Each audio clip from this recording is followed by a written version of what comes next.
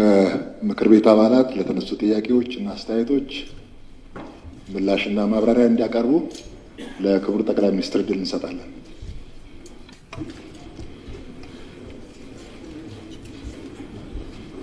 የተከበሩ አፈ ጉባኤ፣ የተከበራችሁ የምክር ቤት አባላት፣ ክቡር ፕሬዝዳንት ታዬ አጽቀሥላሴ ለዚህ ዓመት የሥራ ክንውን በዋና ዋና የመንግስት አቅጣጫዎች ላይ ባደረጉት ንግግር ላይ ለተነሱ ጥያቄዎች ምላሽ ለመስጠት እድል ስላገኘው እኔም እጅግ አድርጌ ማመስገን እፈልጋለሁ።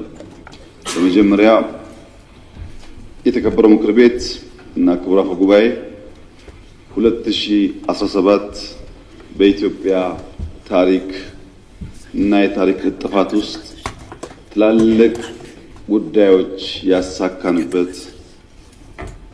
ይቻላሉ ተብሎ የማይታሰቡ ጉዳዮች ተችለው ያየንበት የተከናወንበት የተናገርናቸውን ቃል የገባንባቸውን ዋና ዋና ጉዳዮች የፈጸምንበት እጅግ የስኬት ዓመት በጋራ ማሳለፍ ስለቻል እንኳን ደስ ያላችሁ ሁላችሁ ወዳለሁ።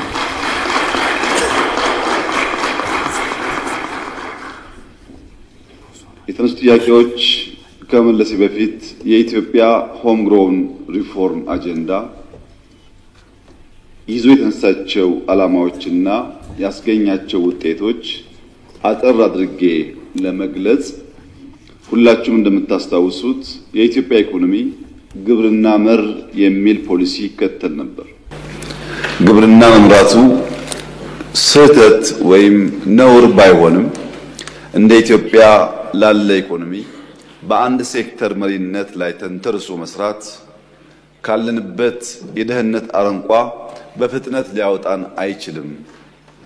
ብዝሃ ዘርፍ እና ብዝሃ ተዋናይ የኢኮኖሚ አቅጣጫ መከተል አለብን የሚል እምነት ተይዞ የተነደፈው ፖሊሲ በእጅጉ ውጤታማ የሆነ እንዳለ ሁላችሁም የምትገነዘቡት ጉዳይ ነው። ከግብርና መር ራሱ ግብርና አንድ ሴክተር ሆኖ ኢንዱስትሪ ሁለተኛው ሴክተር ሆኖ ማይኒንግ ሶስተኛው ሴክተር ሆኖ ቱሪዝም አራተኛው ሴክተር ሆኖ ቴክኖሎጂ አምስተኛው ሴክተር ሆኖ ሌሎች ሴክተሮች ሳይዘነጉ እነዚህ አምስት ግንባር ቀደም የተሰናሰሉ ሴክተሮች ግን ብዝሃ ዘርፍ ሆኖ ቢመሩ የኢትዮጵያን ኢኮኖሚ በፈጠነ መንገድ ሊያሻሽሉ ይችላሉ የሚል እምነት ነበረ። ግብርና ለኢንዱስትሪ ግብአት ነው። ማይኒንግ ለኢንዱስትሪ ግብአት ነው። ኢንዱስትሪ ደግሞ ግብርናን የሚያፋጥን ማሽን ፈጣሪ ነው። ማይኒንግን ለመጠቀም የሚያስችሉ ቴክኖሎጂዎች የሚፈጥረው ደግሞ ኢንዱስትሪ ነው። ቴክኖሎጂ እዛ ታክሎበት ብዝሃ ዘርፍ መሆኑ የኢትዮጵያ ኢኮኖሚ አሁን በታየው መንገድ ስር ነቀል ለውጥ እንዲያመጣ የሚያስችል ተጨባጭ ውጤት እያስገኘ መሆኑን ያሳያል።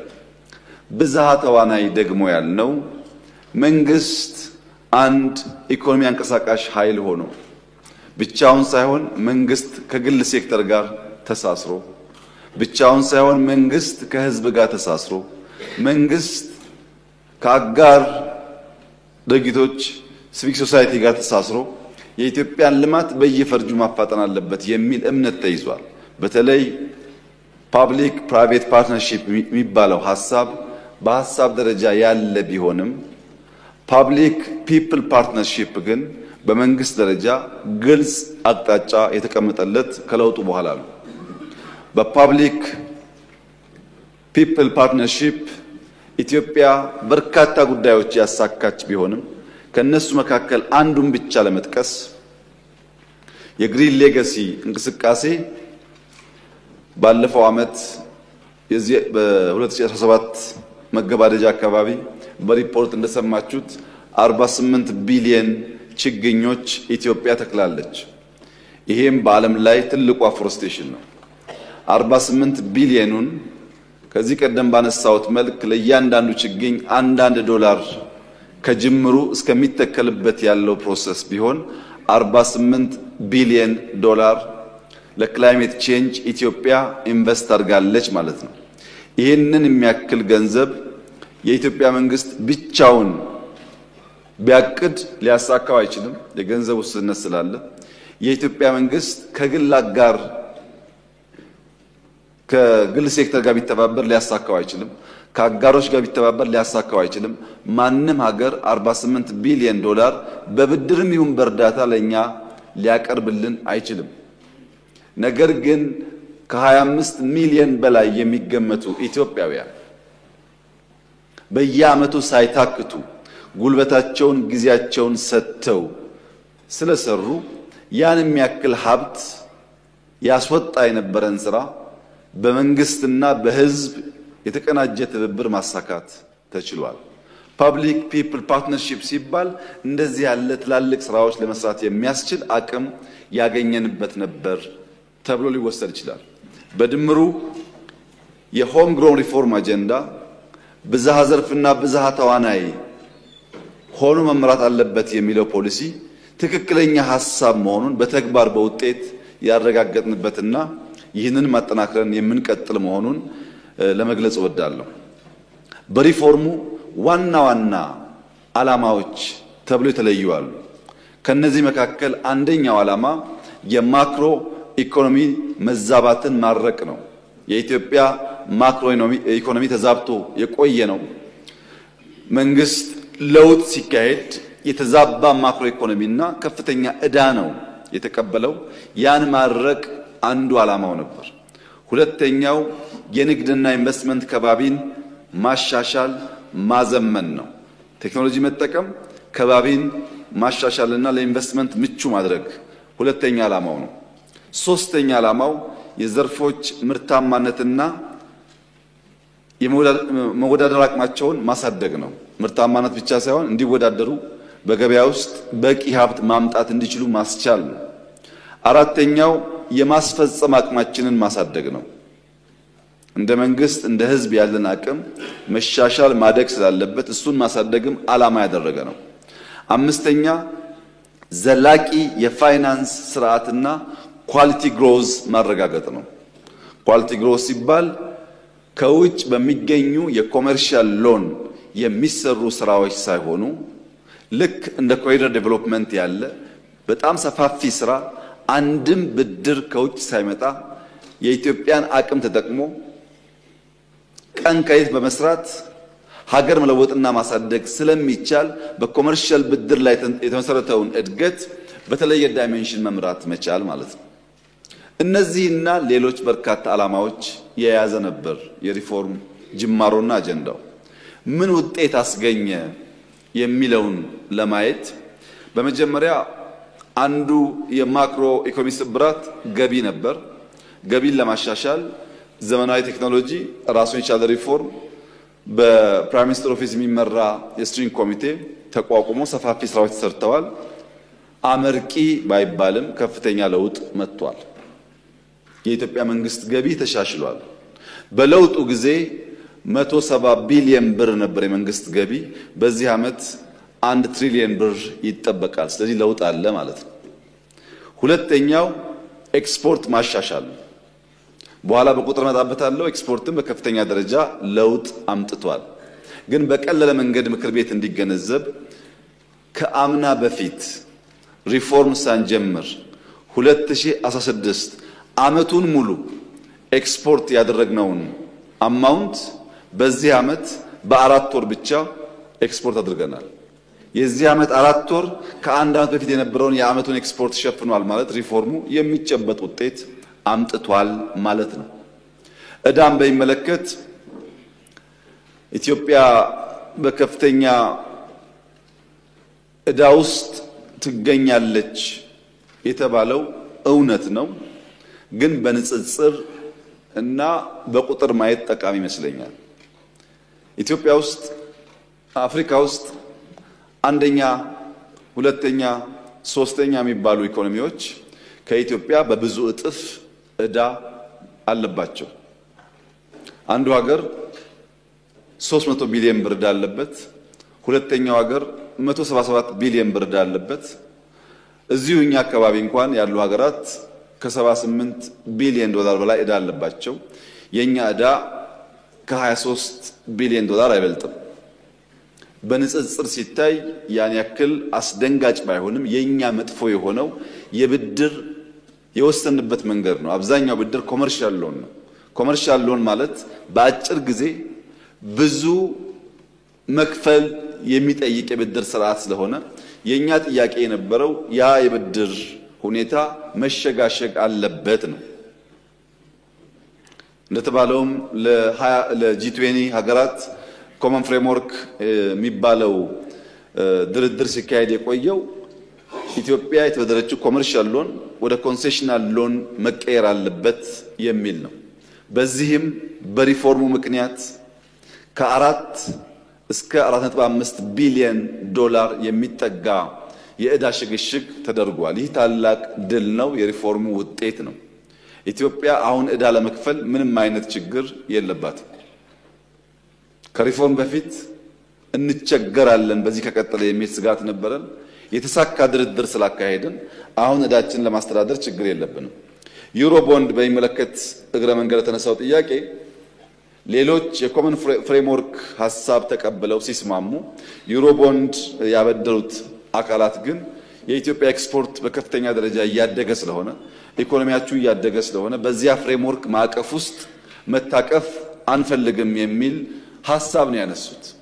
እድገታችንን አጋነው በማየት መክፈል ስለምትችሉ በነበረው መንገድ ቢቀጥል የሚል ሐሳብ ነው ያነሱት። ድርድር እያካሄድ ነው። የኛ ጥያቄ ደግሞ ሁሉም ብድሮች በኮመን ፍሬምወርክ ማዕቀፍ ውስጥ ገብተው ሽግሽግ ይደረግላቸው ነው። ለዚያም ነው ከ4 እስከ 4.5 ቢሊዮን ምለው እስከ 4 ያለው የተረጋገጠ ቢሆንም ቀሪ ድርድሮች ስላሉ ነው ከፊሉ መረጋገጥ የሚፈልገው። ዕዳ መቆጣጠር፣ ዕዳን ገቨርን ማድረግ የምክር ቤቱ ኮንሰርን መሆኑ ትክክለኛ ሐሳብ ነው። ለዚህም ነው የለውጡ መንግስት ባለፉት 7+ ዓመታት $1 በኮመርሻል ሎን አልተበደርንም። የጸና አቋም ስላለን የኢትዮጵያ ዕዳ መስተካከል ስላለበት የኢትዮጵያ አቅም መውጣት ስላለበትና ለዕዳ ካለን ግምት አንፃር ነው $1 ኮመርሻል ሎን ሳንወስድ እንደዚህ ያሉ ሜጋ ስኬቶች ልናመጣ እየቻል ነው።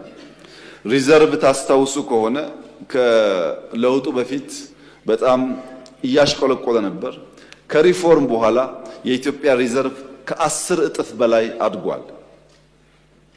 የኢትዮጵያ ሪዘርቭ ከ10 እጥፍ በላይ ያደገው የተሳካ ሪፎርም መምራት በመቻላችን ነው። ኢምፕሎይመንት ተሻሽሏል። አጠቃላይ ግሮዝ በተለይ ባለፈው ዓመትና የዚህ ዓመት በጣም ትልቅ የሚባልና በዓለም ላይ በጣት የሚቆጠሩ 4-5 ሀገራት ያደጉበት የእድገት ደረጃ ነው ኢትዮጵያ ያደገችው፣ ዘንድሮም የምታድገው። ይሄ ሁሉ የመጣው በሪፎርም ነው። ፎሪን ዳይሬክት ኢንቨስትመንት እንዲሻሻል ሰፋፊ ስራ ተሰርቷል። በተለይ በስመ ኢንቨስትመንት ከማግበስበስ ጠቀም ያለ ሀብት ያላቸውና አቅም ያላቸው ግለሰቦች ላይ እናተኩር ብለን በሰራነው ስራ ያው ቀድም ተገለጸው በርካታ ኢንቨስትመንት ወደ ኢትዮጵያ እየመጣ ነው ያለው። የሀገር ውስጥ ኢንቨስተሮች ሀብታቸውን በተቀናጀ መንገድ ኢትዮጵያ ውስጥ ማፍሰስ እንዲችሉ ሰፋፊ ስራ ተሰርቷል። ውጤትም እያየንበት ነው። ኢዝ ኦፍ ዱይንግ ቢዝነስ የተጀመረው ሪፎርም ኦቶሜት የተደረጉ ሲስተሞች ያስገኘው ውጤትን ተንተርሶ ለረጅም ጊዜ ቆሞ የነበረው የWTO የአክሴሽን ፕሮሰስም በከፍተኛ ፍጥነት እየሄደ ይገኛል። በሁሉም መስፈርት ሲታይ የኢትዮጵያ የኢኮኖሚ ሪፎርም ስብራቶች የጠገነበት ፍጥነትና ያስገኘው ውጤት አስደማሚ ተብሎ ሊወሰድ ይችላል በማንም አይን መመዘኛ ቢሆን። ግብርናን በሚመለከት ሴክተሮች በግርድፉ ለማየት ባለፈው ዓመት 7.3% እድገት አምጥቷል። ራሱ ሴክተሩ ብቻውን 7.3% እድገት አምጥቷል። ነገር ግን በአጠቃላይ የአምና እድገታችን ውስጥ ግብርና 2.3% ሼር አለው። ከጂዲፒ ግሮዝ 2.3% ግብርና ሼር አለው። ምናልባት በዚህ መንገድ በቁጥር ሲገለጥ ሁሉም ሰው እኩል ሊገነዘብ ስለማይችል ጥቂት ምርቶችን ብቻ ወስዶ ለንጽጽር እንዲመች ማሳየት ጠቃሚ ይመስለኛል። ለምሳሌ በ2010 በሪፎርሙ ማግስት የኢትዮጵያ የሩዝ ምርት 1.5 ሚሊዮን ኩንታል ነበር። ኢትዮጵያ ውስጥ ሩዝ ነበር ፎገራ አካባቢ ይመረታል። ያልነበረ ነገር አልነበረም። ግን እንደ ሀገር የምናመርተው 1.5 ሚሊዮን ኩንታል ነበር። ባለፈው ዓመት 63 ሚሊዮን ኩንታል ነው ያመረት ነው።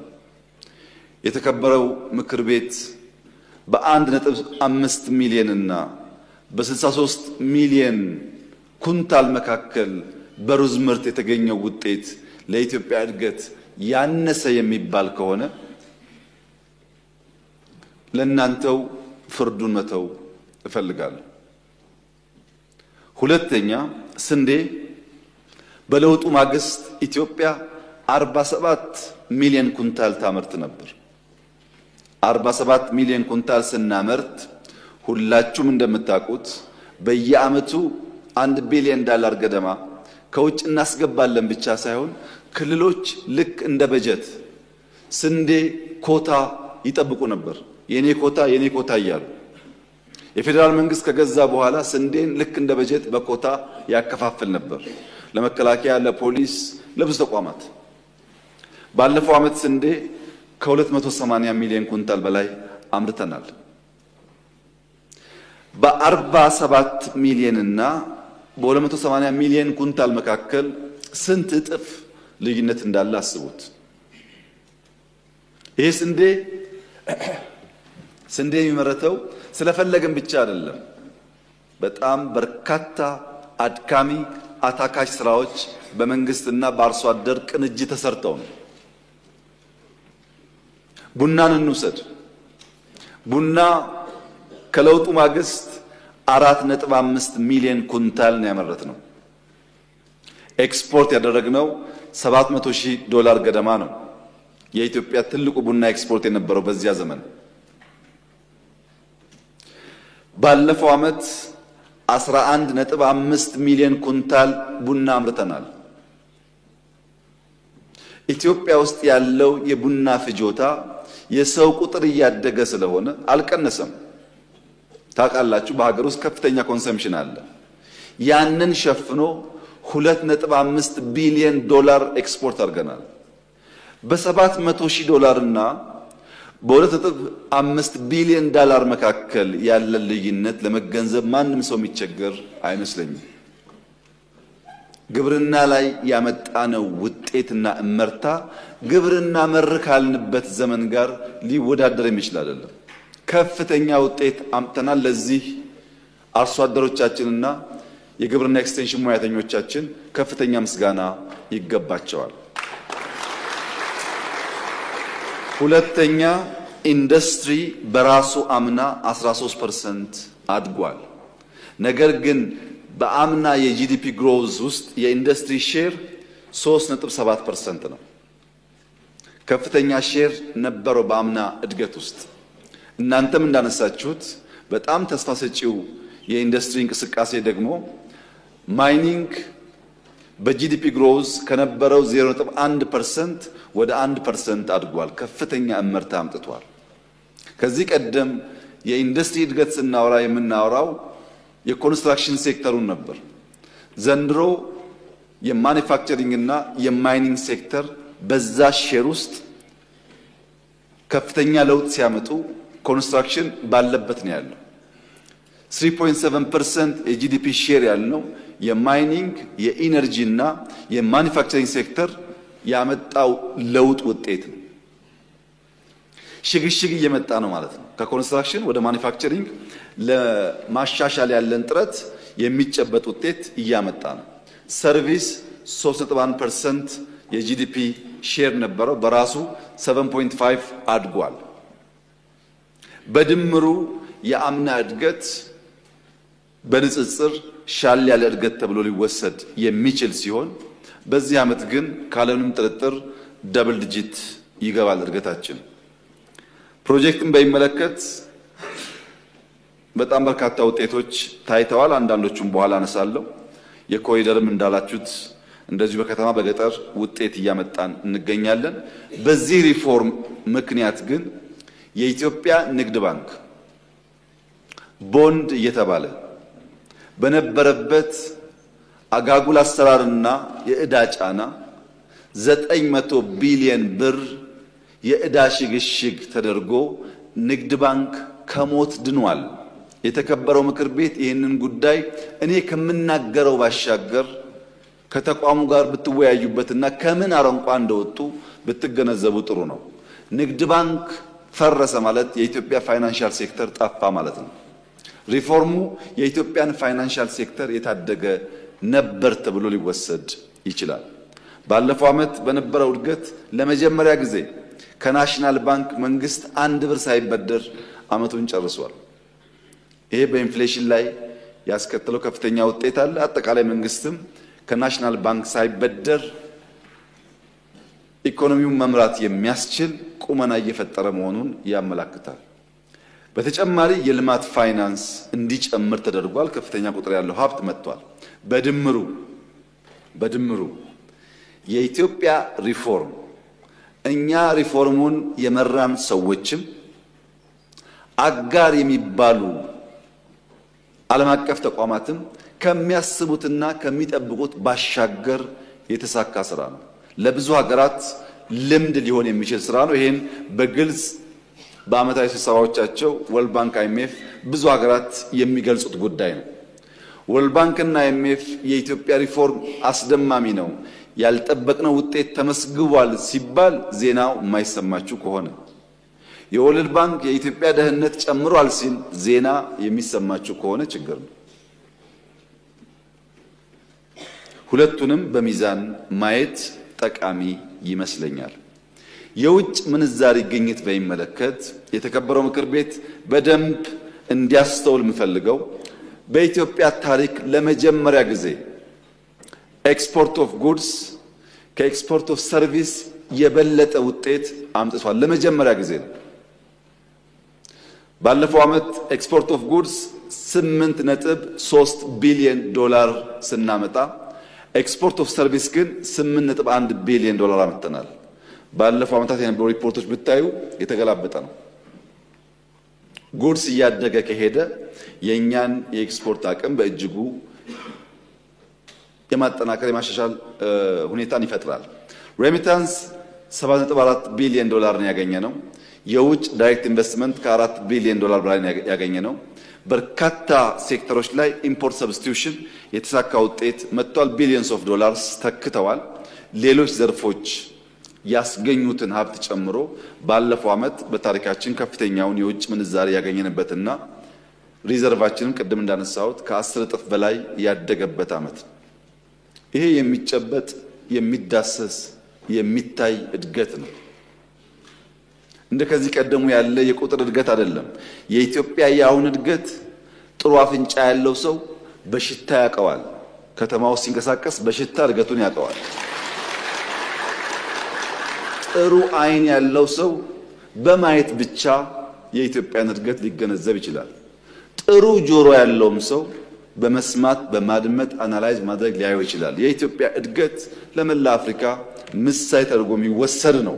ይሄ ምንም የሚያጠራጥር ጉዳይ ስላልሆነ ወይ አይናችሁን ወይ ጆሮአችሁን ወይ አፍንጫችሁን መጠቀም ብቻ ነው፣ ይታያል ማለት ነው። የኢትዮጵያ እድገትና ለውጥ የመጣ ያለፈ ያገደመ ሁሉ የሚናገረው ነው። ኢትዮጵያውያን በዛ ልክ መገንዘባችንን መፈተሽ ያስፈልጋል። ይህ ሲባል ግን ኢትዮጵያ አድጋ ጨርሳለች እንደ ሁሉ ነገር አልጋ ባልጋ ሆኗል ማለት ደግሞ አይደለም። ኮንሰርኖች ቢነሱ ተገቢ ነው፣ ቢታዩም ተገቢ ነው፣ ለማሻሻል ብንተጋም ተገቢ ነው። ያለውን ነገር ክደን ሳይሆን ያለውን ተቀብለን የሚጎለውን በማመላከት ከሆነ እጅግ ጠቃሚ የሚሆን ይመስለኛል። ኢንፍሌሽን በሚመለከት ከዓመት በፊት ከሪፎርም በፊት እዚህ ምክር ቤት ቀርቤ የተለያየ አንቲፔን ሰተነው በሽታው ሊድን ስላልቻለ ሰርጀሪ ይፈልጋል ብያችሁ ነበር። ሲሪየስ ስራ ካልሰራን በስተቀር ኢንፍሌሽን በሚባለው ልክ ውጤታማ ሊሆን አልቻለም ብያችሁ ነበር። በዚያው ቃል መሰረት በተሰራው ሪፎርም እና በተከተልነው ሆሊስቲክ አፕሮች የኛን የኢንፍሌሽን ማጥቂያ መንገድ ከሌሎች የሚለየው ሆሊስቲክ መሆኑ ነው። የኢትዮጵያን መሰል ሪፎርም ያደረጉ በርካታ ሀገራት እኛም ልምድ ለመውሰድ የሄንባቸው ካስቸገራቸው መስክ አንዱ ኢንፍሌሽን ነው። ሪፎርም እና ኢንፍሌሽን አብሮ ማስኬድ ያስቸግራል። በእኛ ሁኔታ በሚያስደንቅ መንገድ ኢንፍሌሽንም ባለፉት 20 ዓመታት በተለይ ከሚሌኒየም በኋላ የነበረው ማሻቀብ ረገብ ያለበት ዘመን ነው። ይሄ የሆነበት ምክንያት አንደኛ ሰፕላይ ሳይድ ቅድም እንዳነሳሁት በግብርና ሰፊ ስራ ስለሰራን ሰፕላይ ሳይዱ በመሰራቱ ምክንያት የገበያ መረጋጋቱ በብር ብቻ ሳይሆን በሰፕላይም የታረቀ የተስተካከለ እንዲሆን ረድቷል። ሁለተኛ የገበያ ትስስር መፍጠር በተለይ ሰንዴ ማርኬት ብለን በሺ የሚቆጠሩ ማርኬቶች ለመፍጠር ያደረግነው ሙከራ ኢትዮጵያ ውስጥ ያልነበረ ልምምድ ነው። እሱ ሻጭና ገዢን አምራችና ምርት ፈላጊን ለማገናኘት በእጅጉ አግዟል። ሶስተኛ ድጎማ ነው። ባለፈው ዓመት ለሴፍቲኔት 60 ቢሊዮን ብር ድጎማ ተደርጓል። ለማዳበሪያ 84 ቢሊዮን ብር ድጎማ ተደርጓል። ለነዳጅ 140 ቢሊዮን ብር ድጎማ ተደርጓል። ለደሞዝ 160 ቢሊዮን ብር ጨምረናል ዘንድሮ። በድምሩ 440 ቢሊዮን ብር ገደማ ድጎማ ወጥተናል። 440 ቢሊዮን ብር ማለት ለውጥ ሲመጣ የኢትዮጵያ አኑዋል በጀት እዚህ ጋር አልደረሰም። ይህንን ቁጥር የሚያክል በጀት አልነበረም። ማዕድ ማጋራት የሚለው ባህል በከፍተኛ ደረጃ የኑሮ ውድነትን ለመከላከል አግዟል። የተማሪዎች ምገባ እጅ አጠር ቤተሰቦች ልጆቻቸውን ቁርስ ምሳ ለማብላት ሳይጨነቁ መላክ እንዲችሉ በእጅጉ አግዟል። የገንዘብ ፖሊሲያችንም እንደዚሁ። ይሄ ተደምሮ የዚህ ወር የኦክቶበር አሁን የዚህ ኦክቶበር የሚባለው ወር ኢንፍሌሽን 11.7% ወርዷል። የምግብ ኢንፍሌሽን 10.2 ነንፉድ የሚባለው 14.2% ነው። በድምሩ 11.7% ከሪፎርሙ ዘመን ጀምሮ ዘ ሎስት የሚባለው ኢንፍሌሽን ሬት ይሄኛው ነው። ይሄ ትልቅ አቺቭመንት ስለሆነ እነዚህን የማክሮ ውጤቶች ውጤቱን አቅበን ድሉን አቅበን የሚቀረውን ነገር ደግሞ እየሞላን ብንሄድ የኢትዮጵያን ብልጽግና ለማረጋገጥ የሚያግዝ ይመስለኛል። ያለውን በሙሉ እንዳልነበረ ከወሰድን ሰዎች ደክመው ለፍተው ስለሚሰሩ የሰሩ ሰዎችን ድካም በከንቱ የምናይ እንዳንሆን የመጡ ውጤቶች በደንብ መገንዘብና ማየት በዛ ልክም አፕሪሺየት ማድረግ የሚያስፈልግ ይመስለኛል።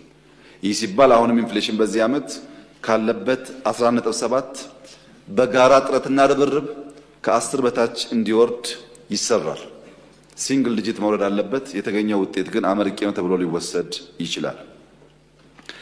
አንዳንድ ጥያቄዎች ቢገለጹ የተባሉት ለምሳሌ ከማይኒንግ ጋር የሚያያዙ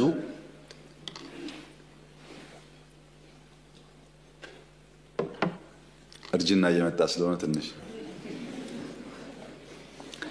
ከማይኒንግ ጋር የሚያያዙ ስራዎች በተለይም በእኛ ቢሮ በቀጥታ አመራር የሚሰጥባቸውን ስራዎች እና ቢገለጽ ያላችሁትን ለማንሳት ማይኒንግ ለሪፎርም ሪስፖንድ ያደረገ ነው። በጂዲፒያችን ግሮዝ ውስጥ 1% ሼር ወስዷል። በዚህ ዓመት እንደሚጨምር ይጠበቃል። ጋዝ፣ ነዳጅ፣ ማዳበሪያን በሚመለከት ባለፈው ባስጀመርንበት አካባቢ በሶማሌ ክልል ውስጥ በጋዝ ከባቢ ብቻ 21 ትሪሊየን ኪዩቢክ ፊት የጋዝ ክምችት ኢትዮጵያ እንዳላት በእኛ ሳይሆን በሶስተኛ ወገን ተረጋግጧል። በአንድ ቦታ 21 ትሪሊየን ኪዩቢክ ፊት ጋዝ ክምችት በጣም ትልቅ ሀብት ነው። ይህንን ሀብት ላለፉት ዓመታት ለመጠቀም አልቻልንም ብለን መቆጨት ብቻ ሳይሆን አሁን ያለውን አውቀን በፍጥነት መጠቀም ደግሞ ከሁላችን የሚጠበቅ ይመስለኛል። ድፍድፍ ነዳጅ በሚመለከት እንዲሁ ከፍተኛ ክምችት እንዳለ በሶስተኛ ወገን ተረጋግጧል። እነዚህ ማረጋገጫዎች ከወሰድን በኋላ የነበረን ድካም የነበረን ስንፍና አንደኛው ሰዎች ጋዝ ነዳጅ እናልማ ወይም ወርቅ እናልማ ብለው ላይሰንስ ይወስዳሉ። ላይሰንስ ከወሰዱ በኋላ ስራው አይሰራም። አብዛኛው ላይሰንስ ወሳጅ ደላላ ነው፣ አልሚ ሳይሆን ደላላ ነው። ይሄ በጋዝ ብቻ ሳይሆን በወርቅም ይሄ ችግር አለ። ወርቅ በካቢኔ የሚታየው ጉዳይ ላይሰንስ ነው። ካቢኔ ከማየቱ በፊት ኤክስፕሎሬሽን ላይሰንስ የሚባል በተቋም ይሰጣል። በጣም በርካታ ሰዎች በዛ መንገድ ላይሰንስ ይወስዳሉ። ለአመታት ኢንቨስት የሚያደርግ ሰው ያፈላልጉ ይቆያሉ። ስራው አይሰራም። በዚህ መንገድ ከሁለት አመት በፊት የጋዝ ፕሮጀክት የወሰደው አካል በበቂ ሊሰራ ስላልቻለ ከቻይና መንግስት ጋር መንግስት ለመንግስት ተነጋግረን የመንግስት ከፍተኛ ሀብት ያለበት ጂሲጂ የሚባል ግሩፕ ጎልደን ኮንኮርድ ግሩፕ የሚባል የቻይና ኩባንያ በዚያ ስፍራ ያለውን ጋዝ የመጀመሪያ ፌዝ ከኛ ጋር ለማልማት ተስማምቶ በ14 ወራት ውስጥ የመጀመሪያውን ፌዝ አጠናቀናል። በ14 ወራት የመጀመሪያውን ፌዝ ማጠናቀቃችን ብቻ ሳይሆን ጋዝ ኢትዮጵያ ውስጥ ማልማት ይቻላል የሚለው የይቻላል እሳቤ የሚቀጥለውን ፌዝ ለመስራት ለመጀመር በእጅጉ አግዟል። ፌስቱ በቅርቡ ማስጀመራችን ይታወቃል። በ24 ወር ውስጥ እንጨርሳለን። የዛሬ 24 ወር ለዚህ ምክር ቤት መጨረሳችንን እናበስራለን።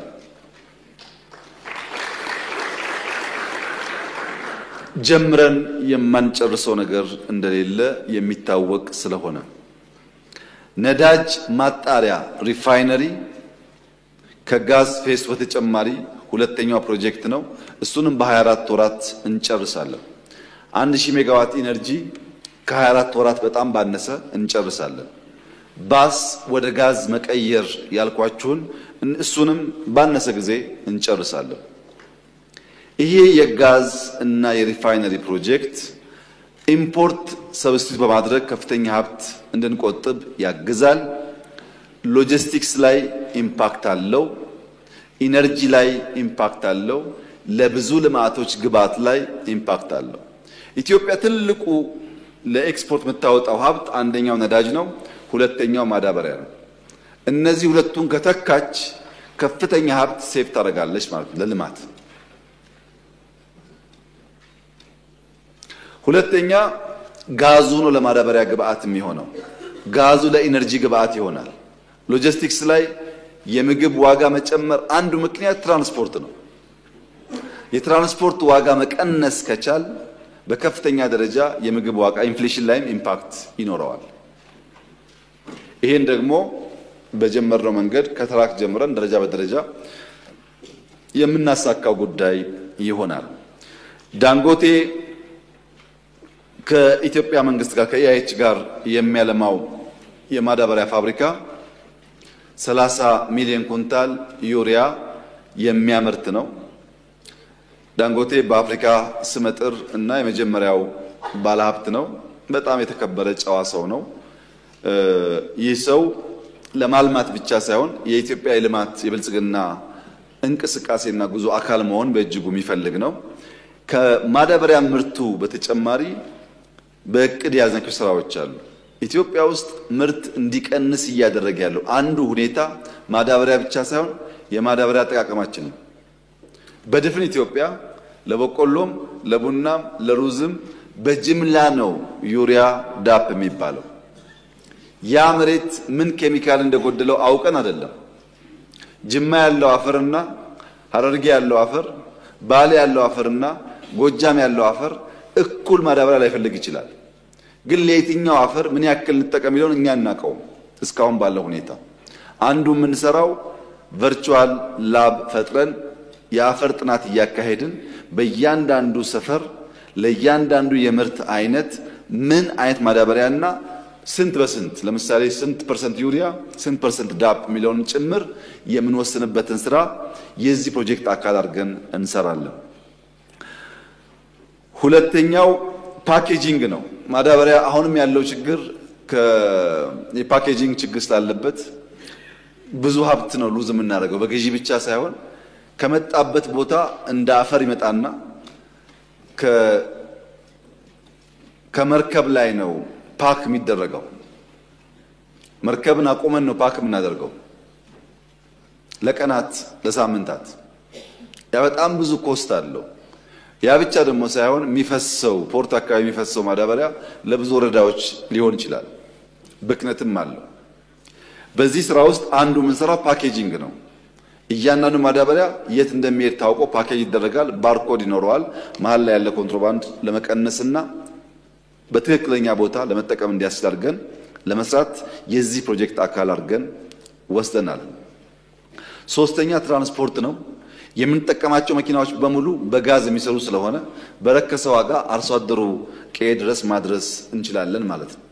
አራተኛው 108 ኪሎ ሜትር የሚፈጅ ፓይፕላይን ዝርጋታ ነው።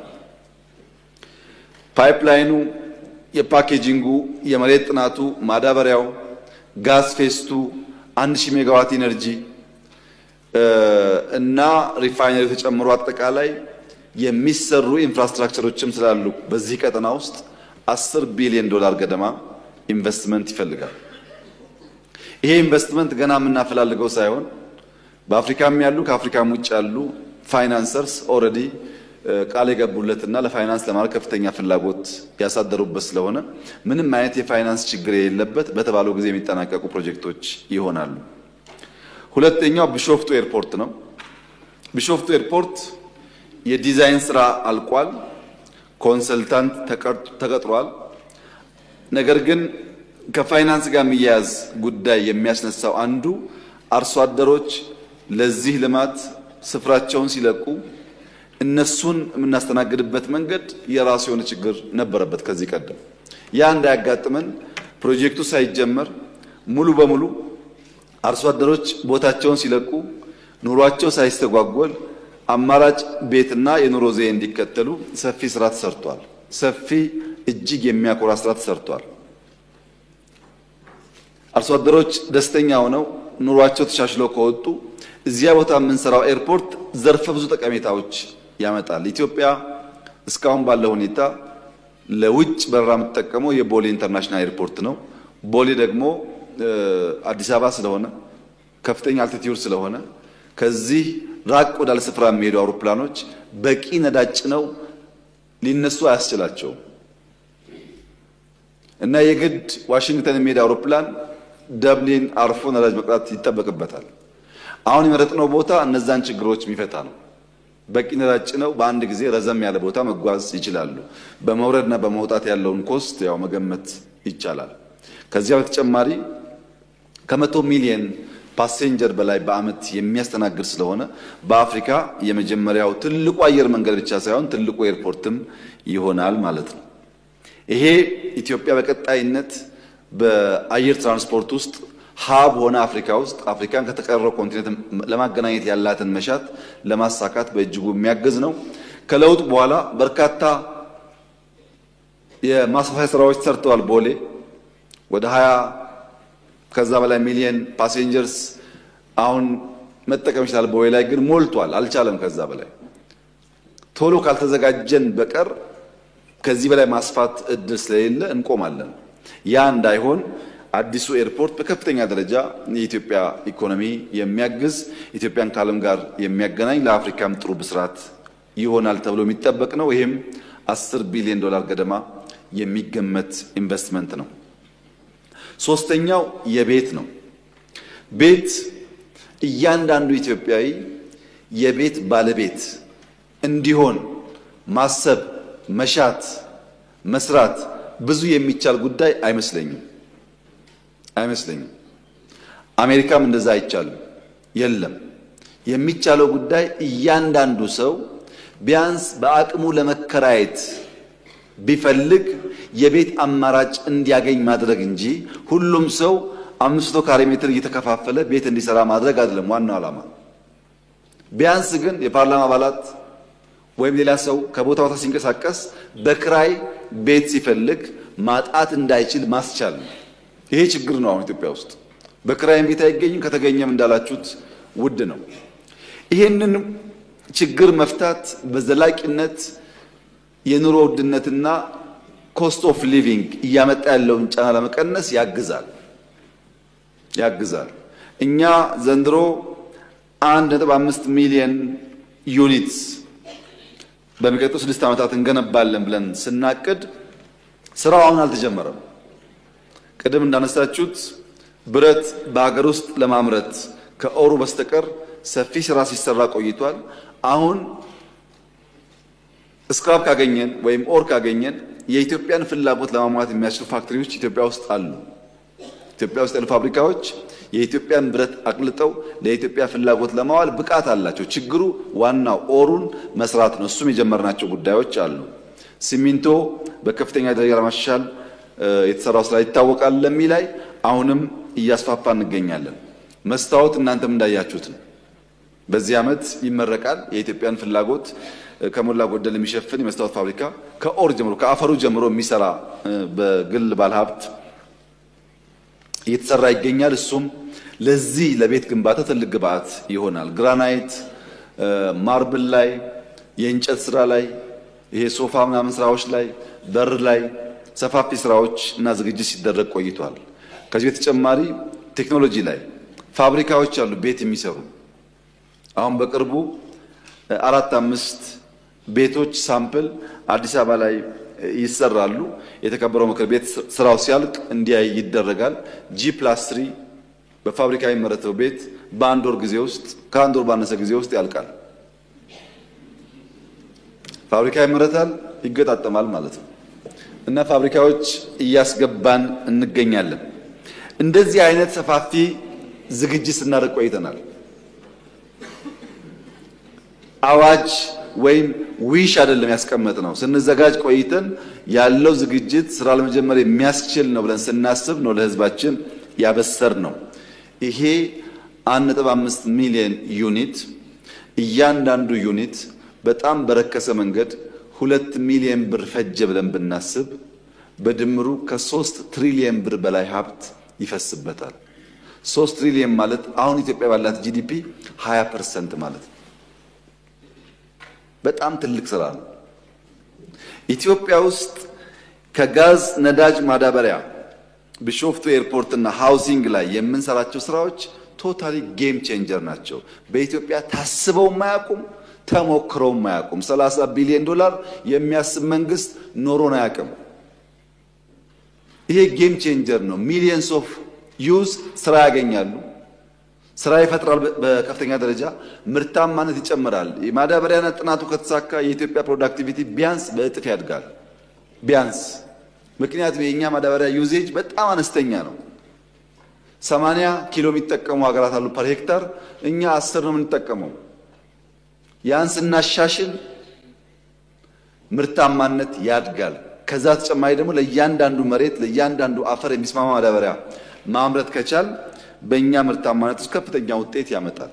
እነዚህ 3 ፕሮጀክቶች የተከበረው ምክር ቤት መላ ኢትዮጵያ ሕዝብ ተባብረን ማሳካት ከቻል የኢትዮጵያን መጻኢ እድል እና የልጆቻችንን ተስፋ በከፍተኛ ደረጃ የሚወስኑ ናቸው። ከዚህ ጋር ተያይዞ ፕሮጀክቶች የቆሙ ተብሎ ስኳር የተገለጸው የስኳር ፋብሪካዎች የሚከታተለው ቋሚ ኮሚቴ ይህንን ጉዳይ እንዲያጣራ በዚሁ አጋጣሚ አደራ ማለት ፈልጋለሁ። ከለውጡ በኋላ ስኳሮች የሰራተኛ ደሞዝ መክፈል ያልቻሉ፣ ለምሳሌ ወንጂ የሰራተኛ ደሞዝ መክፈል አቅቷቸው በሪፎርሙ ምክንያት ትርፋማ መሆን ብቻ ሳይሆን ለአመታት የቆመውን ደስታ ከረሜላ ፋብሪካም ጭምር ማምረት ጀምረዋል። ብዙዎቹ ላይ የተሰራው ስራ እውነት ለመናገር በጣም አስደሳች ነው። የሚቀር ስራ ግን አለ፣ አልተሟላም። አንዳንዱ ፋብሪካ ዝም ፖለቲካል ዲሲሽን ስለሆነ ምንም በማይመቹ ቦታዎች ላይ የተወሰኑ ፋብሪካዎች አሉ፣ ወደፊትም የማይቀጥሉ ማለት ነው። ወይ በቂ ውሃ የሌለ ወይ በቂ አፈር የሌለ ዝም ብሎ ለይድረስ ብቻ በየክልል ስኳር ፋብሪካ ተብሎ የተፈጠረ ችግር አለ። እየተቻለ ደግሞ ይቀሩ አሉ። ከዛ አንፃር ቋሚ ኮሚቴው እንዲመረምር አደራ ብቻ ነው የምለው። ትልቅ ስራ ተሰርቷል። ይሄንን ስራ እንዲሁ በለሆሳስ አቅሎ ማለፍ ጥሩ አይመስለኝም። ኮሪደር በሚመለከት የኮሪደር ዴቨሎፕመንት ዋና እሳቤ ስለ ስፔስ እና ስለ ጊዜ ያለን ምልከታ መቀየር ነው። ስፔስ እና ጊዜን ያልተገነዘበ ሰው እና ማህበረሰብ የተሳለጠ ልማት እና የተሳካ ስራ ሊሰራ አይችልም። እኛ እንደምታውቁት ሳሎን ማሰማመር እና ጓሮ ማቆሸሽ ቋሚ የሆነ ልምምዳችን ነው። ሳሎናችን ሶፋ ብቻ ነው፣ ጓሮአችን ደግሞ የተጠረገው ነገር ሁሉ የሚከማችበት ነው። ይሄ ካልቸር አደገኛ ስለሆነ ስፔስና ጊዜን መጠቀም እንድንችል ነው። ስለምንኖርባቸውና ስለምንጋራቸው ቦታዎች ዕውቀት ኖሮን በንጽህና ይዘን መስራት እንድንችል ከፍተኛ የአቲቲዩድ ቼንጅ ያመጣ ስራ ነው። ማንኛውም ልማት በተደጋጋሚ እንዳነሳሁት ክሪኤቲቭ ዲስትራክሽን ያስከትላል። ክሪኤቲቪቲ ዲስትራክሽን አለው። ዝም ብሎ እንዲሁ የሚፈጠር ነገር የለም። በበሬ ያረሰ የከረመ ህዝብ ትራክተር ሲመጣ የሚተወው ልምምድ እንዳለ ግልጽ ነው። በከተማ ውስጥ በየመንገዱ ዝም ብሎ ቆሞ መሽናት የተለመደ ከሆነ ሽንት ቤት ሲሰራ ይቀራል። እሱ ሽንት ቤት እየፈለጉ መጠቀም ይግድ ይሆናል። የሚቀየሩ ባህሎች አሉ። ሰው ደግሞ ከልማዱ ጋር ለመፋታት ይቸገራል። የለመደውን ነገር ለመተው ይቸገራል። ነገር ግን ኮሪደር በጣም ከፍተኛ የፈጠራ አቅም እና የኑሮ ዘዬ ለውጥ እያመጣ ነው። እንደኔ የማየት እድል ካላችሁ አላቅም፣ በየቦታው ሲሄድ የኢትዮጵያ ወጣቶች ምን ያክል ነገር እየፈጠሩ እንዳሉ ሳይ በጣም ደነቃለሁ። ይሄ አቅም እኛ ውስጥ አለ ወይ? ከውጮች ጋር ጀምረን የውጮች አቅቷቸው ሎካል ኮንትራክተር ወስዷቸው አሳምረው የሰራቸው ስራዎች አሉ። ለምሳሌ ሪቨርሳይድ ብዙ አቅሞች እንዲወጡ እያስቻለ ነው። ባለፈው እንዳነሳሁት መላው የኢትዮጵያ ሕዝብ ከሞላ ጎደል ወንዶች ሴቶችን ብዙ አይመለከትም። የአፍሪካ ዋንጫ የዓለም ዋንጫ ባየ ቁጥር የማይቀና የማይንጨረጨር ሰው የለም። ኳስ ላይ ቀረም ብሎ አዲስ አበባ ውስጥ ከ1000 በላይ ነው ሚኒ ስታዲየም የገነባ ነው። ከ1000 በላይ ምን ማለት ነው ይሄ? ወጣቶችን ከጫት ላይ ተሻምተን አውጥተን ኳስ ሜዳ ያስገባናቸው ነው። ከሺሻ ላይ ተሻምተን አውጥተን ኳስ ሜዳ ያስገባናቸው ነው። አንዳንድ አባቶች ጎልማሶች ከስራ መልስ ከጓደኞቻቸው ጋር ከዚህ ቀደም ወደ ድራፍት ቤት የሚሄዱ እየተደራጁ ማታ ማታ ኳስ ጫዋታ ጀምረዋል። ከድራፍት ቤት ተሻምተን እያወጣን ነው ዜጎችን።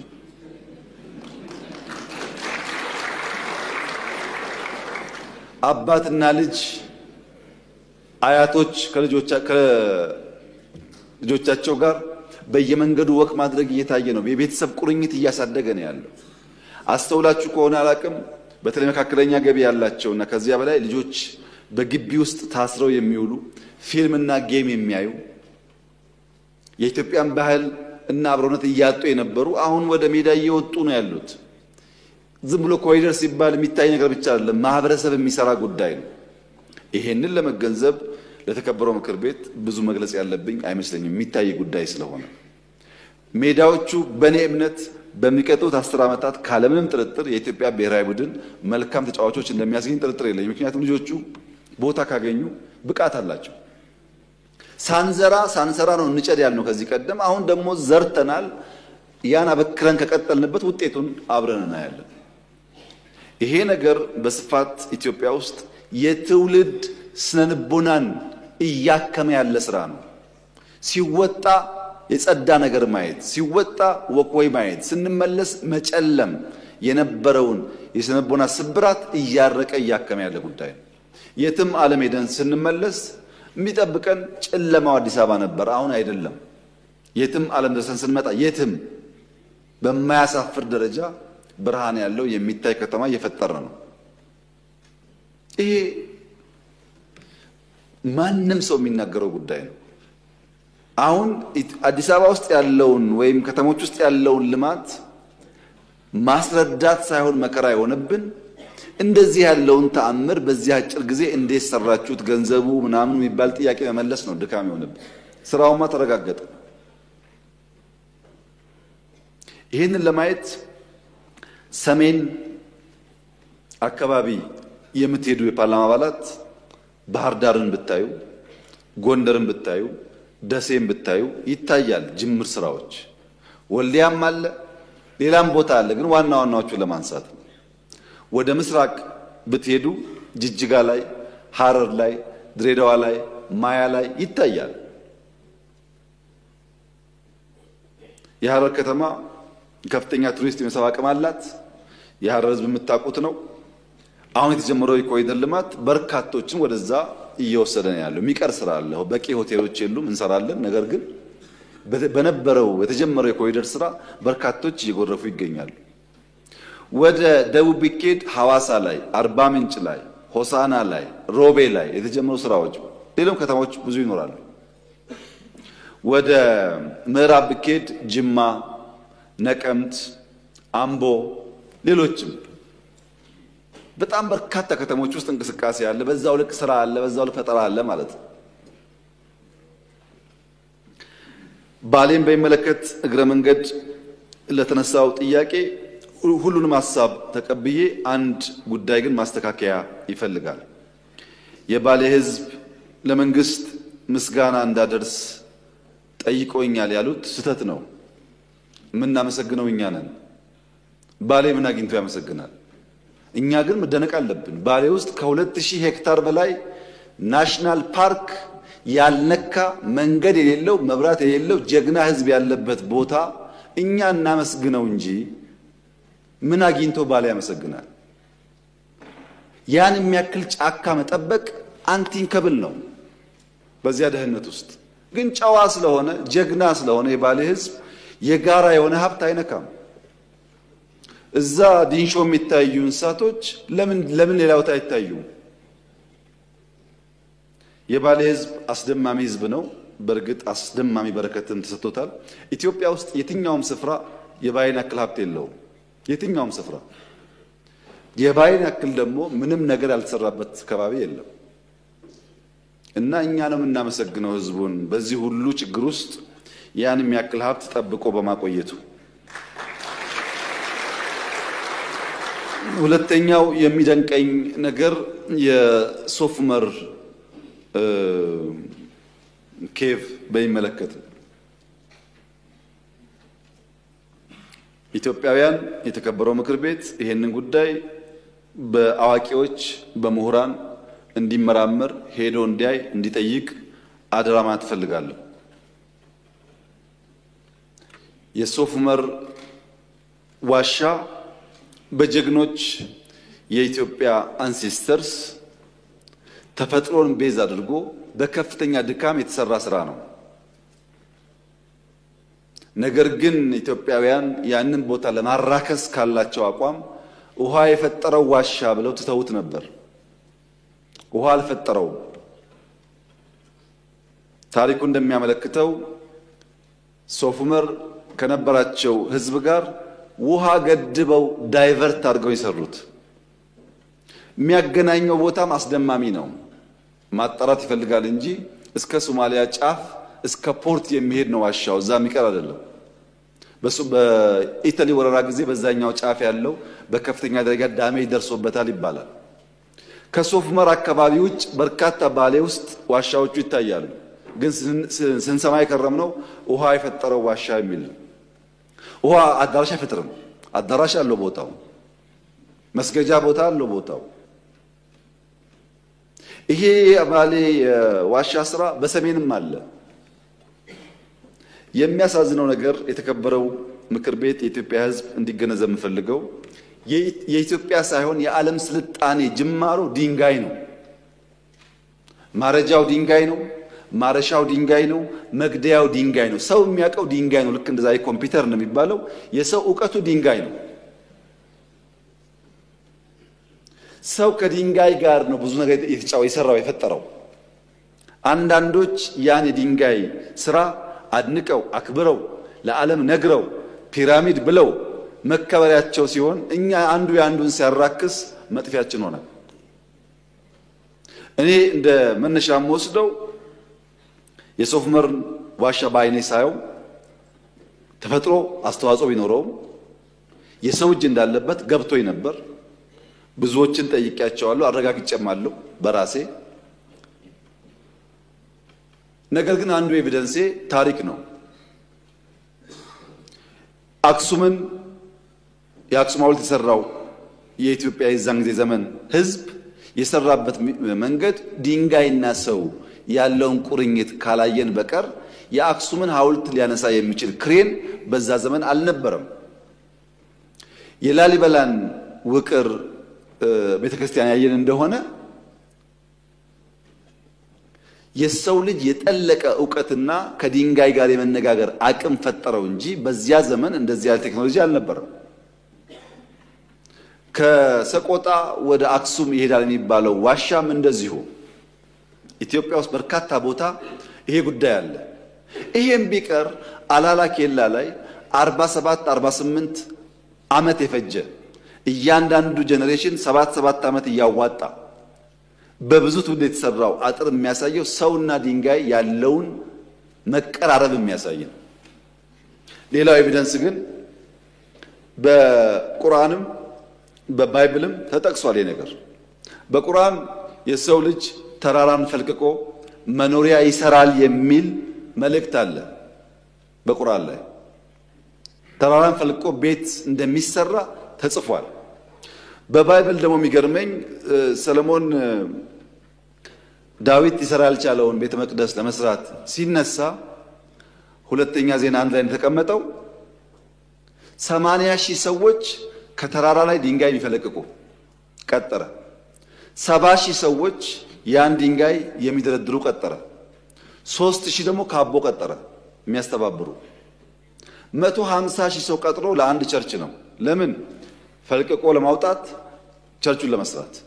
በዚያ ዘመን በርከት ባሉ ሰዎች ድንጋይ ጋር መነጋገር እኛ ጋር ብቻ ሳይሆን በሌላውም ዓለም ልምድ ነበር ማለት ነው። በግብጽ ፒራሚዶች አሉ፣ በሌላውም ዓለም ስራ አለ። እኛ ያንን ታሪክ ወያናቅ ወያንጠብቅ ወያናሻሽል፣ ሌላው ፊልም ሲሰራበት ታሪክ ሲሰራበት ባለሀብት ሲሰበስብበት እኛ ግን ዘነጋ ነው።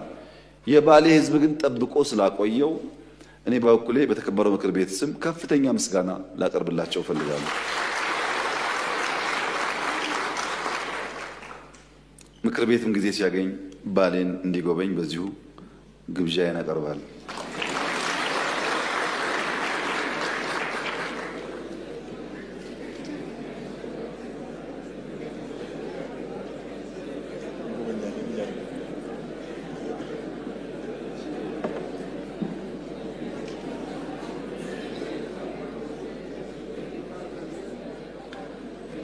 እንድትጎበኙ የጋበዝኳችሁ የትም ዓለም ብትሄዱ የትም ዓለም አሜሪካም ቻይናም አውሮፓም ብትሄዱ በአንድ ስፍራ ውስጥ ባሌ ያለው ነገር ማየት አትችሉም።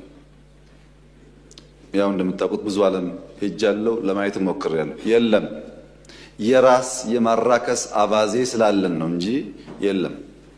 እና አሁን ሌላ ቦታ ኮንፈረንስ ቢባል መቼም ታውቃላችሁ ጥያቄው እሱን ትተን ወደ ባሌ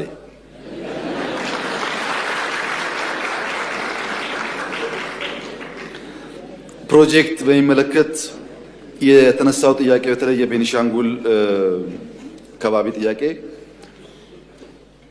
ያው ችግሩን እርስዎም በደንብ ይገነዘባሉ። ፕሮጀክት ጀምሮ መጨረስ ብዙ አንታማም ያውቃሉ። የጀመርናቸውን ስራዎች እንሰራለን። ግን ኢትዮጵያ ውስጥ ያለው የስራ ስፋት እና የመንግስት ማስፈጸም አቅም ደግሞ ችግር አለ። በጣም ሰፊ ነው ስራው። ፕሮጀክት ባህሪው እሳት ዳር እንደተቀመጠ ህፃን ነው። አይናችሁ ከተነቀለ እሳትና ልጅ ሊገናኙ ይችላሉ። በየጊዜው ክትትል ይፈልጋል። ስፋቱ ደግሞ እና የኛ አቅም አብሮ መሄድ አልቻለም። ሁለተኛ ስራ ስንሰራ ለኔ ነው የምሰራው። የመንግስት ቅጥረኛ ነኝ ኮንትራክተር ነኝ ሳይሆን ለኔ ለራሴ ቤቴን ነው የምሰራው ብሎ አሳምሮ መስራት ላይ ውስንነት አለ። ያ ችግር አለ። ግን እርሶ ስፋቱን እንዲገነዘቡ ከዚያ በፊት በቤኒሻንጉል ክልል በኢትዮጵያ አንደኛው የወርቅ ፋብሪካ ቤኒሻንጉል ክልል ነው ያለው። በኢትዮጵያ በአፍሪካም አንደኛው ግድብ ቤኒሻንጉል ክልል ነው ያለው።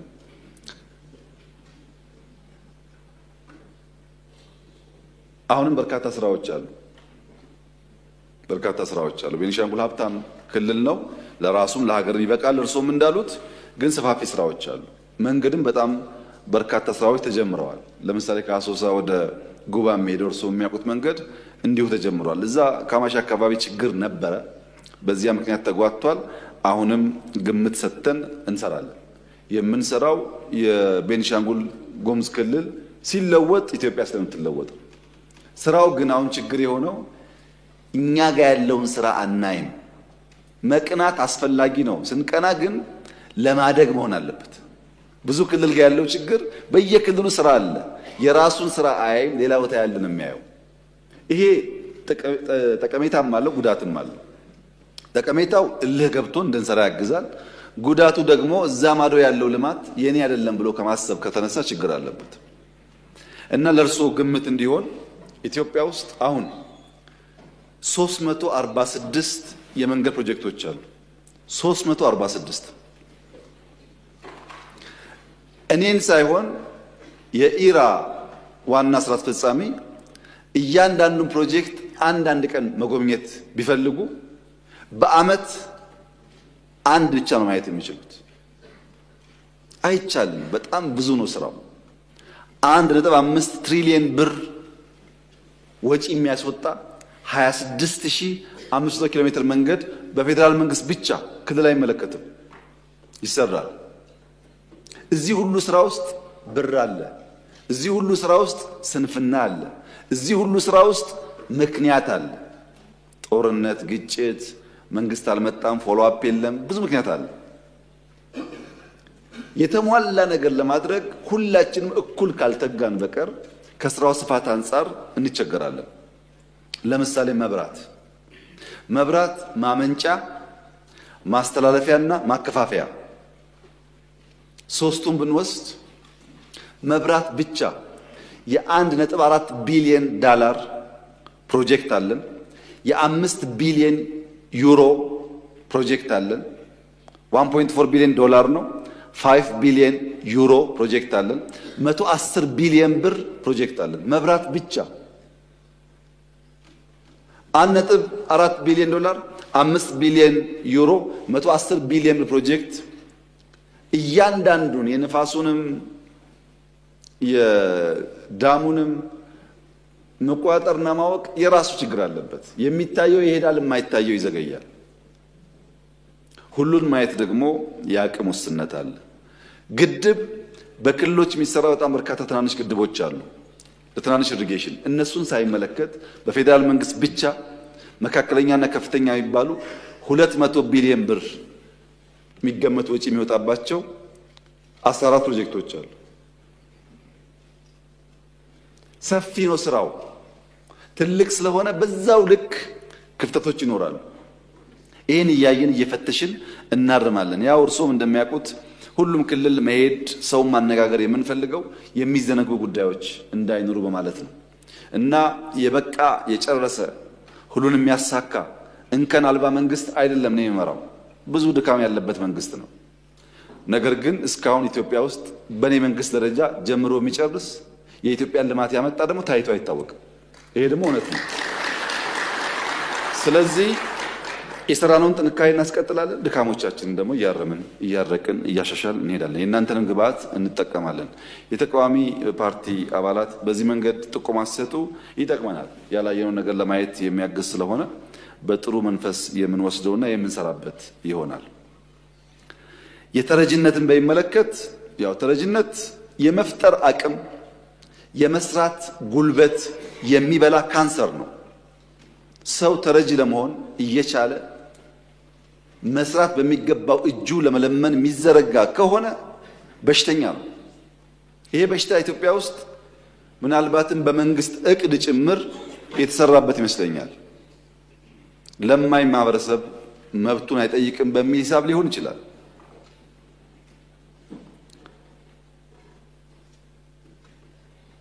ለምሳሌ በቅርብ ከአንዳንድ የፖለቲካ ሰዎች ጋር ስንወያይ የመጣው ልማት ጥሩ ነው፣ ነገር ግን ሰላም ቢኖር ኖሮ ከዚያ የዘለለ ልማት ሊመጣ ይችል ነበር የሚል ጉዳይ አነሱ። ሰላም አስፈላጊ መሆኑ እንደተጠበቀ ሆኖ መልሴ የነበረው ትግራይ ባለፉት 30 ዓመታት በንጽጽር ከኢትዮጵያ የተሻለ ሰላም አላት። በኢህአደግ ዘመን የተሻለ ሰላም ያለው ክልል የትግራይ ክልል ነው።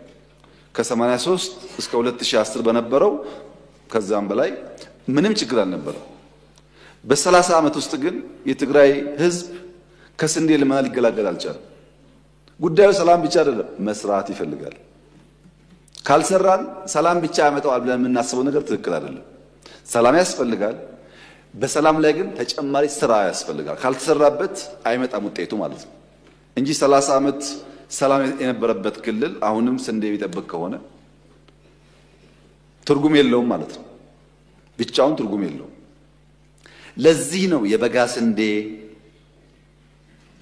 ኮሮና መጥቶ እያለ ኮሮናም ገዳይ ነው፣ ደህነትም ገዳይ ነው፣ ቁጭ ብለን አንሞትም፣ እናርሳለን፣ መሬት ጦም አይደር ያልነው።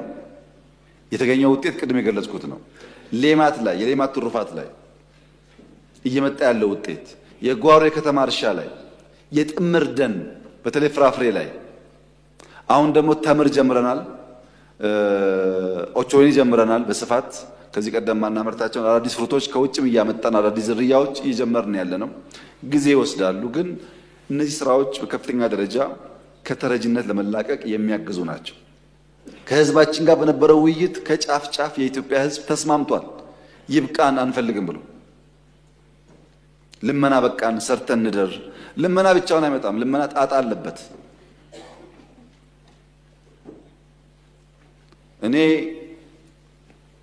ለዶክተር አለሙ የምረዳው ከሆነ በፍጹም ክቡር ዶክተር አለሙ ልለው አልችልም። ተረጂ ሰው ሽማግሌም ቢሆን አንተ ነው።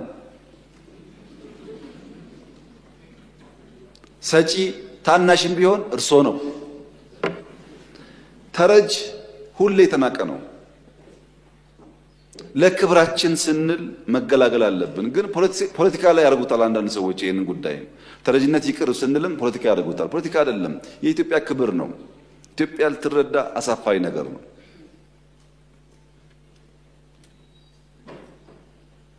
የሚገርማችሁ ነገር ማምረት እንኳን ችለን በቅተን በቃን ብንል ዛሬ የመጀመሪያው ተቃዋሚ ገጥመን ከኢትዮጵያውያን ነው። መጥፎ ሱስ ስለሆነ ለዚህ ህዝብ አወያይተናል። ስቶሬጅ እየገነባ እንገኛለን። የፈንድ ህግ ወጥቷል ታውቃላችሁ። የተፈናቃይ ቁጥር በከፍተኛ ደረጃ እየቀነሰ ይገኛል። የሚረዳ ሰው እየቀነሰ ይገኛል። አሁን ባለኝ መረጃ አብዛኛው ክልል ማወጅ ይፈልጋል። ችግር ያለብን በትግራይ ክልል 400 ሶልቶች አካባቢ ተፈናቃዮች ይኖራሉ። እነሱ መመለስ አለባቸው ወደ ቦታቸው። በአማራ ክልልም ውስን ተፈናቃይ አለ፣ መመለስ አለበት ወደ ክልሉ። ሌላም ቦታ በውስን ቁጥር አለ። አሁን ተፈናቃይ ቁጥር ማሳደግ ትዝ ይላችሁ ከሆነ በትግራይ ጦርነት 1 ሚሊዮን ሰው አለቀ ብለው የትግራይ አካባቢ ሰዎች ነገሩንና እኛ ዝም አልናቸው። ያን የሚያክል ሰው ሊሞት እንደማይችል ስለምናውቅ። አሁን ደግሞ ራሳቸው ማን የቆጠረው አሉ። ውሸት ነው እኮ አሉ ራሳቸው ናቸው። አሁን ደግሞ ተፈናቃይ ልጅ ማጋነን አለ። ማጋነን ዋጋ የለውም። ያለውን ቁጥር አውቆ ወደ ቦታው መመለስ ግን ጠቃሚ ይሆናል። ይሄ ማለት ኢትዮጵያ በሚቀጥሉት 5-10 ዓመታት ከውጭ እርዳታ መቀበል ታቆማለች ያላችሁ እንደሆነ አታቆምም። ግን እኛም መርዳት የሚፈልጉ ደጋግ ሀገራት፣ ደጋግ ኩባንያዎች፣ ደጋግ ግለሰቦች ኢትዮጵያ ለመርዳት ቅልብ ሆነ ያላቸው ግን ስንዴ ከሚያግዙን ትምህርት ቤት ይገነቡልናል፣ ሆስፒታል ይገነቡልናል፣ ከጨከኑ መንገድ ይገነቡልናል። እሱን እንፈልጋለን። እኛ ይቅር ያልነው ስንዴውን ነው እንጂ የሚያግዘን አቅም ካለ ጠቅለን ከችግር እስክንወጣ አያስፈልገንም ማለት አይደለም። ሰዎች ግን የሚገርማችሁ ነገር ለኢትዮጵያ የሚናገሩት እርዳታ ቁጥር ትልቅ ነው። ከነሱ ውስጥ አንድ ሃይስኩል ለመገንባት ፍላጎት ያለው ግን አታዩ። ኢትዮጵያ የተከበረው ምክር ቤት መለመኛ ሆናለች። እነዚህ ኃይሎች ዓለም ላይ ወጥተው 40 ሚሊዮን 50 ሚሊዮን ኢትዮጵያ ተርቧል ብለው ከለመኑ በኋላ የሚያግዙት ግን 1-2 ሚሊዮን ነው። መለመኛ ነው የሆነው። ቁጥራችን ከፍ ካልተደረገ አይገኝም። ከፍ አድርጎ ተናግረው ትንሽ ይገኛል። እሷ ከሷ ውስጥ ደግሞ ምን ያክል ነው ይመጣል አላውቅም። መጨከን ይፈልጋል። አብረን ብንጨክን ጥሩ ነው። ብንጨክን ጥሩ ነው። ፖለቲከኞችም የሚዲያ ሰዎችም ብታስቡበት ጥሩ ነው። ይሄ የግል የምናምን የፓርቲ ጉዳይ አይደለም። እንደ ኢትዮጵያ ይበቃናል። ደግሞም እንችላለን። ዝርዝር ጉዳዩ ሲጠናቀቅ በጋራ የምናየው ይሆናል። አሁን እኔ ያለኝ ጉዳይ ግን ተረጅነት መጥፎ ካንሰር ነው። እየተረዳን በቀን 3 ከምንበላ በገዛ አቅማችን 2 በልተን ቢቀርብን ይሻላል። ከነክብራችን ብዙ ጣጣ በውስጡ አለበት። ይሄንን በማስተዋል ማየት መፍታት ከሁላችን ይጠበቃል እያስባለሁ። እዚሁ ጋር ሲዳማ አፈር በሚመለከት ክቡር ፕሬዝዳንቱ በንግግራቸው አንኳር ጉዳይ ስላነሱ አንዳንዱ ጉዳይ በእኛ ዕቅድ ውስጥ ያለ ቢሆንም ሁሉም ጉዳይ በንግግር መዳሰስ ያው እንደምታውቁት ያስቸግራል። በዚያ ምክንያት ያልተካተተ ቢሆንም ጉዳዩ ግን ይታወቃል፣ የተሰራበት ይገኛል። 7 ሚሊዮን ሄክታር ገደማ አሲዳማ አፈር አለ። ኖራ ማምረት ጀምረናል። እያከምን እነዚህን መሬቶች ወደ ምርት እንቀይራቸዋለን። ኢኮኖሚ አካባቢ ያለው ነገር ሲጠቃለል ኢትዮጵያ አሁን ዘመን መጥቶላታል። ሰማይ ተከፍቶላታል፣ በርና መስኮት ተከፍቶላታል። ያን ማየት አለማየት የየግለሰቡ ውሳኔ ይሆናል። በብዙ መንገድ ይህ ጊዜ የኢትዮጵያ ጊዜ ነው። የተዘነጉ ጉዳዮች የሚታወሱበት፣ ይቻል የማይባል ጉዳይ የሚሰራበት፣ ውጤት የሚታይበት፣ በታሪክ ተሞክሮ የማይታወቅ ጉዳዮች የተሞከረበት ሰፋፊ ውጤት እያየን ያለንበት ጉዳይ ነው። ለምን መጣ ያላችሁ እንደሆነ የእሳቤ ለውጥ አለ። አሁን ኢትዮጵያን የምንመራው እንደ ላዳ ሾፌር አይደለም። ኢትዮጵያን የምንመራው እንደ ባስ ሾፌር ነው። የላዳና የባስ ሾፌር ሁለቱም መነሻቸውን ያውቃሉ። ሁለቱም ግን መድረሻቸውን አያውቁም። የባሱ ከተነሳበት እስከሚደርስበት ጊዜ ድረስ ተሳፋሪው ቢዘናጋ አልፎ ይወርዳል እንጂ ባሱ አይታጠፍም። መቆም ባለበት ይቆማል፣ መሄድ ባለበት ጊዜ ይሄዳል። መጨረሻ ፌርማታ ሲደርስም ይዞራል። ትንሽ ቀርቶኛልና ቀጥል አይባልም ባስ። ላዳ ግን እንደሱ አይደለም። ሲጀምር ይጀምርና አይ ቀርቶሃል ቀጥል ይባላል። ወደ ቀኝ ነበር ግራ ገብተሃል ይባላል። ሾፌሩን የሚመራው ማን ነው? ተሳፋሪው ነው። ባስ የሚመራው ግን ተሳፋሪው የሚመራው በሾፌሩ ነው። የፈለገበት ቦታ የተወሰነበት ይቆማል፣ መጓዝ ሲገባው ይጓዛል። በህልም ነው የምንመራው፣ በመሻት ነው የምንመራው፣ በእቅድ ነው የምንመራው እንጂ ከግራ ከቀኝ እንደሱ አይደለም። ለምን ያላችሁኝ እንደሆነ አንድ መምህር ለተማሪዎቹ ህልማችሁን ጽፋችሁ ኑ ብሎ አሳይመንት ሰጣቸው። ሁሉም ተማሪ ህልሙን ጽፎ መጣ። ከነሱ ውስጥ አንደኛው ተማሪ ግን እኔ ከተወሰነ ጊዜ በኋላ ከከተማ ወጣ ብዬ ሰፋ ያለ መሬት ገዝቼ ፈረሶች ገዝቼ መጋረቢያ ቦታ አዘጋጅቼ ሰዎች ከከተማ እየመጡ እንዲጋልቡ እያደረኩ ገንዘብ አገኝበታለሁ ብሎ በስፋት ህልሙን ጽፎ አቀረበ። መምህሩ ይሄ ህልም አይደለም ቅዠት ነው ብሎ ኤፍ ሰጠው። ለምን ሲለው ይሄን የሚያክል መሬትና ሀብት ከየት ታመጣለህ? ይሄ የማይቻል ጉዳይ ነው። አንድ እድል ሰጥሃለሁ፣ ነገ ህልምህን ቀይረ ጽፈና። ይሄኛው አይሰራም አለው። ኤፍ ሰጥቶት ተማሪው ገባ። ለረጅም ጊዜ አሰበ። ህልሜን ልተው ወይስ ኤፍ ልውሰድ አለ።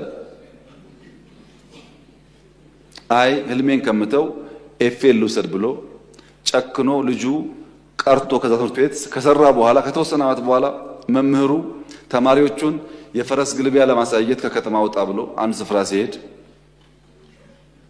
ያ ያለውን ነገር የሰራው ሰውዬ የሱን ቦታ ነበር የሚጎበኘው። ተገናኙ መምህሩ ጋር። የሚታወስ ታሪክ ነው ታሪኩ። እና መምህሩ ምን አለው? ብዙዎቹን አትችሉም ብለን ህልማቸውን ሰርቀን ሽባ አድርገን አስቀርተናቸዋል። አንተ ግን ህልሜን አላሰርቅም ብለህ ህልምህን ይዘህ ይሄው ዛሬ የጎበኛው ነው አለው ይባላል። እኛ ህልማችን አናሰርቅም። የፈለገ ሰው ኤፊስት የፈለገ ሰው ኤፊስት፣ የፈለገ ሰው ዲስት፣ የፈለገ ሰው እዛ ይስቀለው፣ የፈለገ ሰው ያውርደው፣ ህልማችን የኢትዮጵያን ብልጽግና እውን ማድረግ ነው። ከዚህ ጉዳይ ግራ ቀኝ አንልም። ለተከበረው ምክር ቤት በከፍተኛ እምነትና ኩራት ልገልጽ የምፈልገው ጉዳይ በ2032 የኢትዮጵያ ኢኮኖሚ ቢያንስ ከአፍሪካ ሁለተኛው ኢኮኖሚ ይሆናል። በ2036 የኢትዮጵያ ኢኮኖሚ ከአፍሪካ የመጀመሪያው ኢኮኖሚ ይሆናል። ይሄን እናሳካለን። ማንም ሊያስቆመን አይችልም። እናሳካለን። ይሄን ለማሳካት በጋራ በትብብር መስራት ከሁላችንም የሚጠበቅ ጉዳይ ይሆናል። እረፍት ያስፈልጋል ስላሉ አፈ ጉባኤ ከመሄዳችን በፊት የሰላምና ጸጥታ ጉዳይ በኋላ መመለስበት ቢሆንም ለእረፍት ጊዜ ውይይት እንዲሆናችሁ አንድ የአባቶቻችንን ምሳሌያዊ ንግግር ነግሬያችሁ ጨርሳለሁ። ጣና የአባይ ታላቅ ነው ይባላል። ጣና ሌኩ የአባይ የሚፈሰው ታላቁ ነው ይባላል። እና አንድ ቀን አባይ ጣና ጋር ይመጣና አሳልፈኝ መሄድ እፈልጋለሁ፣ በቃኝ እዚህ ካንተ ጋር መጎለት፣ ያማረኝ ነገር አለ ካልተጓዝክ ይለዋል። ጣናም በሰከነ መንገድ ተው ወንድም ዓለም ተው፣ እዚሁ እናስፋፋ፣ በጋራ እንኖር፣ ምድሩ ይበቃናል፣ የሌሎችን የባዳ ምክር ሰምተህ መጓዝ አያዋጣህም፣ ይቅርብህ ይለዋል። አንዴ አሻፈረኝ ብሏል አባይ፣ ምክር አልተቀበለም፣ ጉዞ ይጀምራል። ጉዞ ጀምሮ አባይ ከጣና ተነስቶ አዲስ አበባ ቢያድር ኖሮ ችግር አልነበረውም። አሶሳ ቢያድር ችግር አልነበረውም። ነቀምት ቢያድር ችግር አልነበረውም። የባዳ ምክር ስለሰማ አባይ ተጓዘ። ምን ይዞ? ንጹህ አፈር ይዞ። ምን ይዞ? ወርቅ ይዞ። ምን ይዞ? ግንድ ይዞ። በዚህ ጊዜ በደል መጣ። ማን ላይ? ማህበረሰቡ ላይ። እና ማህበረሰቡ ደግሞ ወደ ጣና ሄድና ጣና ባክህን እርቅ ይሻላል፣ ሰላም ይሻላል፣ እንደው ከወንድምህ ከአባይ ጋር ብትስማሙ ብትታረቁ ይሻላል። እኛም በመሃል ተጎዳን፣ ወርቁም ሄደ አፈሩም ሄደ እና እርቁ ይምጣ ብሎ ጣናን ጠየቁት። ጣናም እኔ ምን አደረግኩ? መጀመሪያም እኮ ለመንኩ፣ በየመሃሉም እኮ ከአባይ አንዳንዶች ሁለት ሶስት ሲመጡ ተቀብዬ አቀፍኩ። እናንተ እንዝናናብኝ ብትሉኝ በጀልባ እየሄዳችሁብኝ ነው። እንጠጣ ብትሉኝ እየጠጣችሁ ነው ከኔ ጨልፋችሁ። እንረስ ብትሉም እያረሳችሁብኝ ነው። እኔ እናንተን ሀብት ጠብቄ ታዝዤ ከነ ክብሬ ያለው ከናንተ ጋር ነው። ሸለቆ ለሸለቆ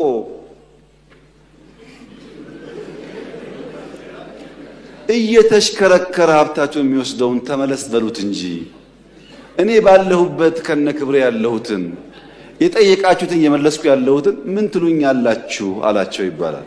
አመሰግናለሁ።